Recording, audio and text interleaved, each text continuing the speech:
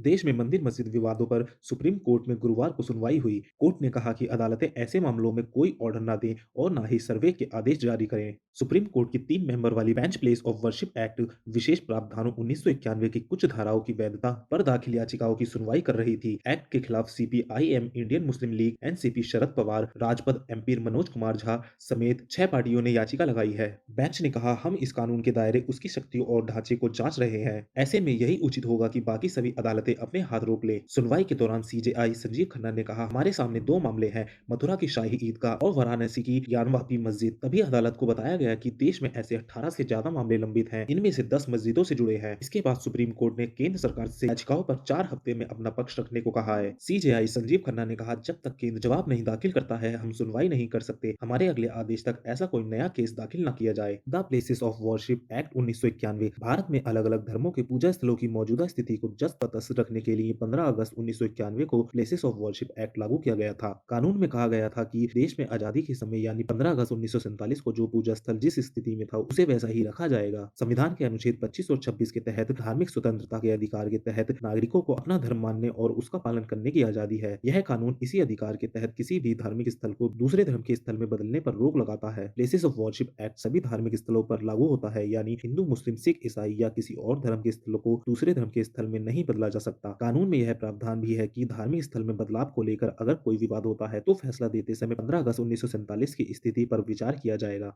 The places of worship act की 4 जरूरी बातें। सेक्शन 3, 15 अगस्त 1947 के बाद धार्मिक स्थलों में कोई बदलाव नहीं। धार्मिक स्थलों को उसी रूप में संरक्षित किया जाएगा जिसमें वह 15 अगस्त 1947 को था। अगर यह साबित भी होता है कि वर्तमान धार्मिक स्थल को इतिहास में किसी दूसरे धार्मिक स्थल को तोड़कर बनाया गया था, तो भी उसके वर्तमान स्वरूप को बदला नहीं जा सकता। सेक्शन 4(2) 15 अगस्त 1947 से पहले के विवाद पर कोई नया मुकदमा नहीं। 15 अगस्त 1947 को मौजूद किसी भी उपासना स्थल के धार्मिक चरित्र को बदलने के लिए किसी भी अदालत में पेंडिंग कोई भी मुकदमा या कानूनी कार्रवाई खत्म हो जाएगी और कोई नया मुकदमा या कानूनी कार्रवाई शुरू नहीं की जाएगी। अगर उपासना स्थल में बदलाव 15 अगस्त 1947 के बाद हुआ है तो ऐसे में कानूनी कार्रवाई की जा सकती है। सेक्शन 5, राम जन्मभूमि बाबरी मस्जिद विवाद पर लागू नहीं। The places of worship act के कोई प्रावधान अयोध्या के राम जन्मभूमि बाबरी मस्जिद विवाद पर लागू नहीं होंगे। सेक्शन 6, 3 साल तक की सजा का प्रावधान। अगर कोई व्यक्ति इस एक्ट के सेक्शन 3 का उल्लंघन करता है तो उसे 3 साल तक की सजा और जुर्माना भरना पड़ सकता है। याचिका के पक्ष विपक्ष में तर्क। हिंदू पक्ष भाजपा नेता और एडवोकेट अश्विनी उपाध्याय, सुब्रमण्यम स्वामी, कथावाचक देविकानंदन ठाकुर, काशी की राजकुमारी कृष्णप्रिया, धर्मगुरु Swami Jitendra Anand Saraswati, retired army officer Anil Kambotra, advocate Chandrashekhar, Rudra Vikram Singh, Varanasi, इनके अलावा कुछ अन्य ने याचिका लगाई है। इन लोगों ने प्लेस ऑफ वर्शिप एक्ट 1991 को असंवैधानिक घोषित करने की मांग की है। मुस्लिम पक्ष Jamiat Ulama e Hind, Indian Muslim personal law board, Gyanvapi मस्जिद का प्रबंधन करने वाली अंजुमन इंतेजामिया मस्जिद कमेटी, आरजेडी सांसद मनोज झा ने भी इस मामले में याचिका दायर की है। जमीयत का तर्क है कि एक्ट के खिलाफ याचिकाओं पर विचार करने से पूरे देश में मस्जिदों के खिलाफ मुकदमों की बाढ़ आ जाएगी। एक्ट के खिलाफ हिंदू पक्ष के 2 तर्क। एक्ट पूजा स्थलों के 15 अगस्त 1947 को उनके मौजूद स्वरूप को बदलने के लिए मुकदमा दायर करने से रोकता है। याचिकाओं में तर्क दिया गया है कि इससे जुडिशियल रेमेडी का अधिकार खत्म हो जाता है, जो कि संविधान के मूल ढांचे के खिलाफ है। एक्ट की धारा 2, 3, 4 की संवैधानिक वैधता को चुनौती दी गई है। तर्क है कि ये हिंदू, जैन, बौद्ध और सिखों के पूजा स्थलों और तीर्थ स्थलों पर अपना अधिकार वापस लेने से रोकती है। वहीं वक्फ एक्ट की धारा 107 ऐसा करने की अनुमति देती है। यह संविधान की धर्मनिरपेक्षता और कानून के सिद्धांतों का उल्लंघन है। मुस्लिम पर्सनल लॉ बोर्ड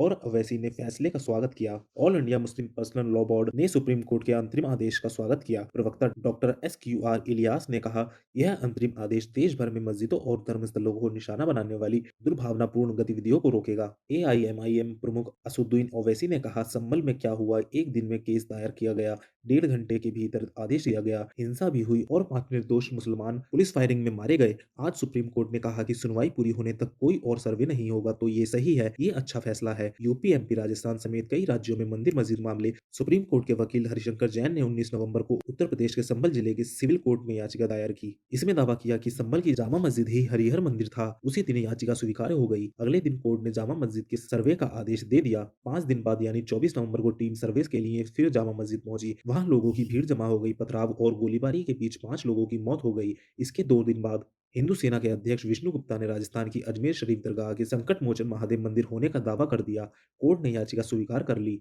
देश भर के अलग-अलग हिस्सों में ये सिलसिला जारी है। इन मामलों से पहले वाराणसी में ज्ञानवापी मस्जिद, मथुरा में श्री कृष्ण जन्मभूमि ईदगाह और मध्य प्रदेश के धार में भोजशाला में मस्जिद को लेकर मुकदमे दायर किए जा चुके हैं। राम मंदिर का फैसला आने के बाद इन मामलों में तेजी आई है। देश में पूजा स्थली विवाद के 4 चर्चित मामले, मथुरा श्री कृष्ण जन्मभूमि और शाही ईदगाह मस्जिद विवाद, वाराणसी काशी विश्वनाथ मंदिर और ज्ञानवापी मस्जिद विवाद, संभल जामा मस्जिद में हरिहर मंदिर का दावा, अजमेर अजमेर शरीफ दरगाह में महादेव मंदिर का दावा।